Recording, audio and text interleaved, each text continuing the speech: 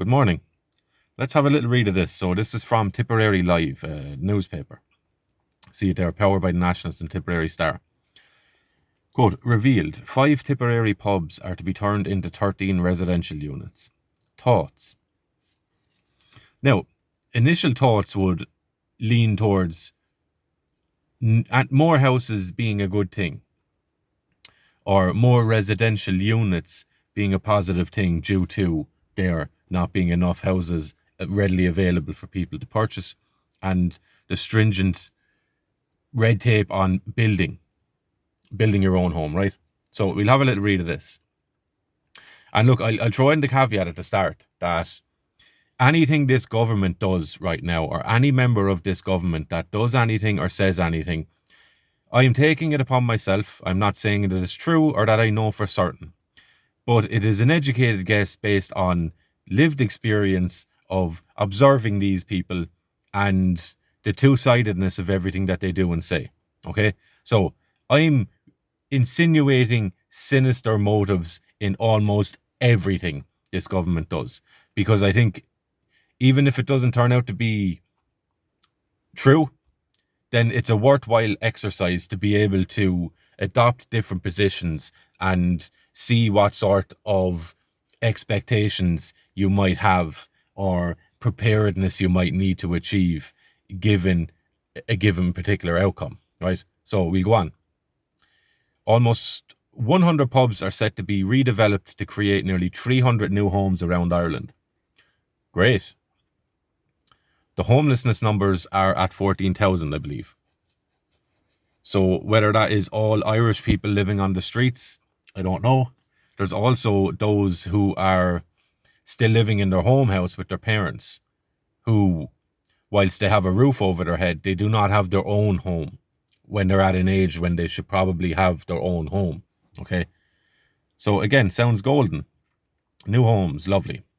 The Minister for Housing, Local Government and Heritage, Darragh O'Brien, has published figures which show that total local authorities received 1,165 notifications to convert vacant commercial premises into new homes between 2018 and 2023.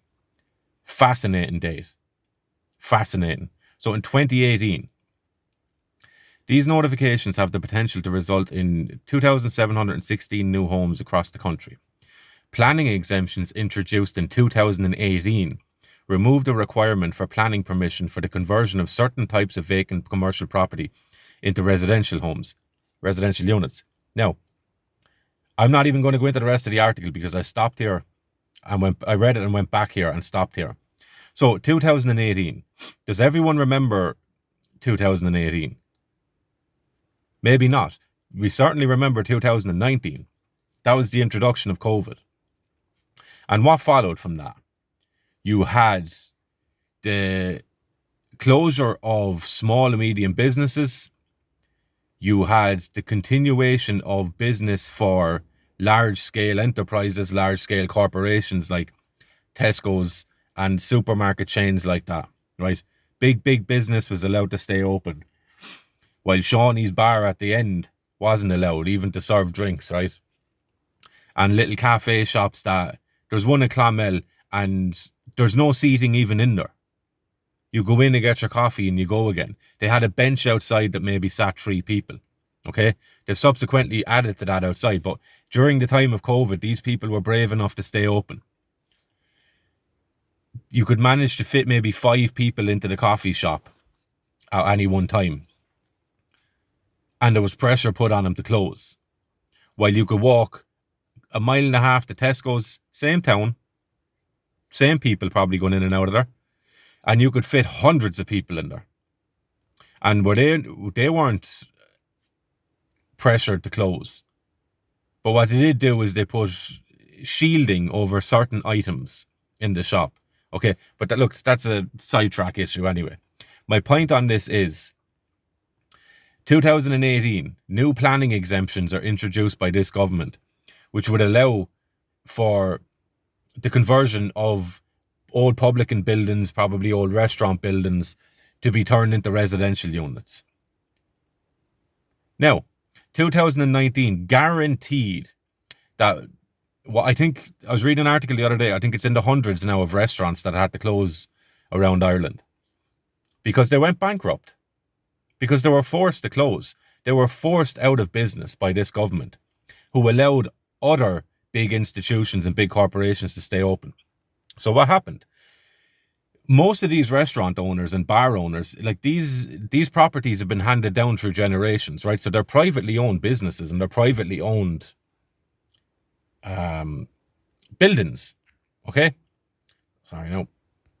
So in 2018, yeah, you can convert these, and in 2019, paved the way for closing down these businesses and shutting them off, which led to them becoming bankrupt. They were able to soldier on for a little bit of a while and probably drained all of their savings and all of their borrowing capacity to stay going. So they went bankrupt. Hundreds of them have closed, and now in swoop the government with these massive offers of, do you want to turn them into residential units? We'll pay you XYZ. What are these people supposed to do? They're probably in debt. Well, their options are limited in terms of what they could do. They could give the finger and say, no, on the way you go. But dire straits, right? So this government, prior to creating the situation that would see hundreds of these buildings and hundreds of these owners lose the ability to sustain their business and probably either have to sell or have to take the money or decide to take the money to convert these into residential units. Prior to that, this government set up the very policy that would allow them to do that. So we'll set it up so we can take these buildings and we can convert them into residential homes. And in the very next couple of years, we'll also decide that we'll shut down all of these businesses. It wasn't a carpet shutting down of things. It was selected. And it was predominantly privately owned businesses that were shut down. Right? So there, in 2022, the exemption was extended to allow vacant pubs to be converted into homes. So there's no way that you can tell me that this government did not know exactly what they were doing, what they were planning on doing, and what was coming. This is absolute, I can't even pronounce the word, but pure parasitism. You know, these are the vultures. These are the vultures. They create the very situation that will allow these buildings to not produce the money allowed, not produce the business allowed to sustain them. And then in swoop the government. And guess what they'll turn these things into? Do you think any Irish people are going to be homed in these homes or these residential units, as they're called? Right? So most likely, these are going to be housing ipas people again. You know? So again, I'm looking at this through the most sinister lens I can possibly imagine. And it fits to me. Right? It rings true more than anything else. There's a logic involved in it. There's no logic involved in the official story of we'll close down Johnny's little cafe bar, but Tesco's can stay open. There's no logic involved in that. There's absolute logic involved in the idea that they put the pressure on these buildings and these owners so much that they will go bankrupt and they'd have to sell these buildings, which then they can collect then and repurpose into ipas centres. And again, funnel billions of your money in through all of these horrible people's pockets, right? What are your thoughts on that? Do you think the government's seen this coming and we're planning on this?